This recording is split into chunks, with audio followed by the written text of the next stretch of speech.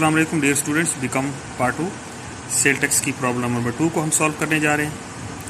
Mister Arif Mahmood is engage in manufacturing business, तो he is a manufacturer. He is registered with the sale tax as manufacturer. Data regarding his business during the August 2019 is given below. सबसे पहले हमारे पास taxable supplies हैं, local taxable supplies to registered person. अब terminology थोड़ी बहुत change होती जाएगी तो इससे कंफ्यूज नहीं होना, ये वही चीज़ है। Taxable supplies, supplies mean sales, आपने सप्लाईज पे फोकस करना है। सप्लाईज मीन सेल्स, इसका मतलब है आपने रजिस्टर्ड पर्सन को सेल की। Local taxable supplies to non registered person, आपने नॉन रजिस्टर्ड पर्सन को फिर सेल की, 40 लाख की, फिर 10 लाख की। एग्जेम्प्टेड सप्लाईज यानी वो सेल या वो सप्लाईज जो आपने सेल तो की है लेकिन उसके ऊपर आपने GST ऐड नहीं किया क्योंकि वो टैक्स से एग्जेम्प्ट थी। उसके बाद local purchases from registered person, अब परचेजेस स्टार्ट हो गई, इसमें भी आपने फोकस जो है वो परचेजेस पे करना है। तो आपने चीज़ें खरीदी हैं 12 लाख रुपए की, ठीक है, रजिस्टर्ड पर्सन से खरीदी हैं। उसके बाद local purchases from non registered person, फिर नॉन रजिस्टर्ड पर्सन से भी आपने चीज़ें खरीदी हैं। और उसके बाद debit notes issued for taxable purchases. तो अब यहाँ पर आपके पास क्वेश्चन नंबर 2 में परचेजेस रिटर्न आ गई 2,50,000 की। अब हमने इसकी जो है टैक्स लाइबिलिटी कैलकुलेट करनी है। तो सिर्फ नेम चेंज होगा मिस्टर आरिफ महमूद, बाकी CNIC number, national tax number, sale tax registration number, month और सेल टैक्स पेबल ये हेडिंग सेम रहेगी। तो अब सोल्यूशन की तरफ आते हैं।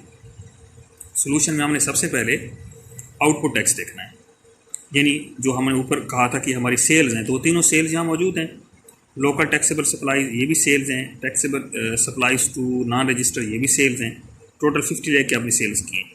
लेकिन जो आपने सेल्स एग्जेम्प्टेड हैं, एग्जेम्प्टेड सप्लाईज का मतलब है आपने कुछ ऐसी सेल भी की हैं जो आपने सेल तो की है, पैसे लिए, लेकिन उसमें आपने GST ऐड नहीं किया, यानी आपने GST वसूल नहीं किया।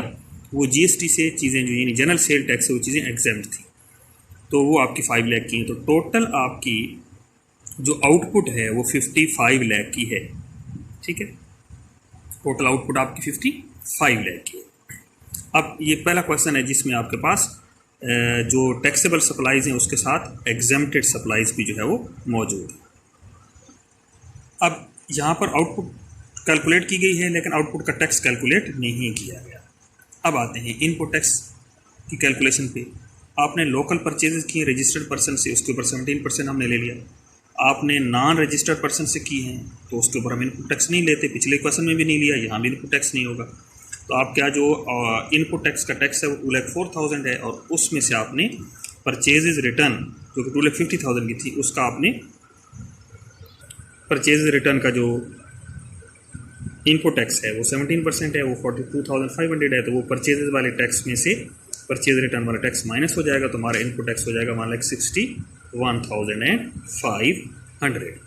अब यहाँ पर नीचे आपको अपॉर्शनमेंट दी गई, ये अपॉर्शनमेंट करने की ज़रूरत नहीं है, इसका सिंपल फार्मूला है, वो आगे जाकर मैं आपको समझा दूंगा। तो ये अपॉर्शनमेंट आपको मैक्सिमम क्वेश्चन में दी गई है लेकिन ये करने की ज़रूरत नहीं है, इससे आपने कंफ्यूज अपने आप को नहीं करना। फर्स्ट क्वेश्चन का इंपॉर्टेंट पॉइंट है सेल टैक्स लायबिलिटी। अब हमने सेल टैक्स लायबिलिटी में सबसे पहले वो जो आउटपुट हमने कैलकुलेट की थी ना 55 लाख की, उसमें जो 50 लाख की आउटपुट थी वो तो टैक्सेबल थी, बाकी तो एग्जेम्प्ट थी, उसके ऊपर तो GST नहीं लगना था। वो जो उसमें 55 लाख में 50 लाख थी उसका 17% हमने लिया, तो आपके पास 8,50,000 का आउटपुट टैक्स आ गया, जो कि हमने यहाँ पर आके कैलकुलेट किया। वहाँ पर भी कर सकते थे। इनपुट टैक्स, अब इनपुट टैक्स हमने कैलकुलेट कर लिया था पीछे। अब जो इनपुट टैक्स है, इनपुट टैक्स था वो 1,61,500 का था, लेकिन यहाँ पर जो इनपुट टैक्स दिया गया है वो है 1,46,818 रुपीज़, ठीक है। अब ये इनपुट टैक्स जो है वो एक फार्मूले के तहत कैलकुलेट किया गया। नोट नंबर 1 देखें। नोट नंबर 1 में ये आपने वर्किंग नोट देना है, इसमें वही इनपुट टैक्स इसने लिखा हुआ है 1,61,500, और इसके ऊपर आपने 55 लाख की टोटल आउटपुट डिवाइड करनी है। इन ऊपर हमने इनपुट टैक्स लिया, डिवाइड किया टोटल आउटपुट पे 55 लाख की जो शुरू में हमने कैलकुलेट की थी, और मल्टीप्लाई किया आपने टैक्सेबल आउटपुट से या सप्लाई से।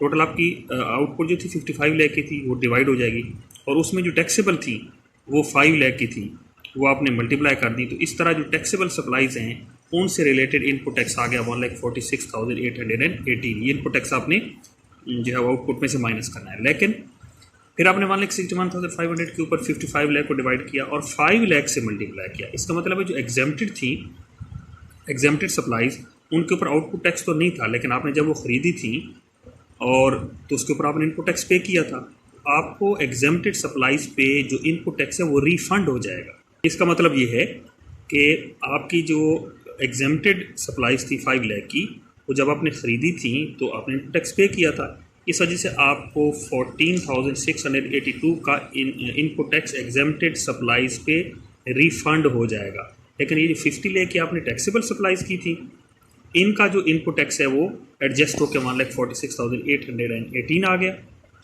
अब आपने जो है वो सेल टैक्स लायबिलिटी में जो इनपुट टैक्स लिखना है वो 1,46,818 होगा। लेकिन इसके लिए भी हमें लिमिट को देखना होगा कि क्या ये 8,50,000 के 90% यानी 7,65,000 से कम है, तो फिर तो हम माइनस कर देंगे।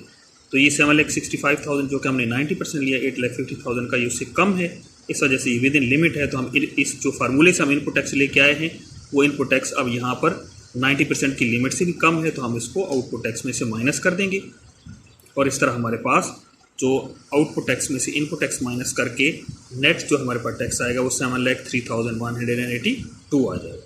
अब आपके पास फर्दर टैक्स है, क्योंकि आपने नॉन रजिस्टर्ड पर्सन को सेल की थी तो उसके ऊपर 17% ऊपर हमने ले लिया था टैक्स। अब उसके ऊपर 3% जो फर्दर टैक्स लेते हैं वो हम लेंगे और उसको 7 लाख में ऐड कर देंगे, तो हमारा सेल टैक्स पेबल जो हो जाएगा वो 7,33,182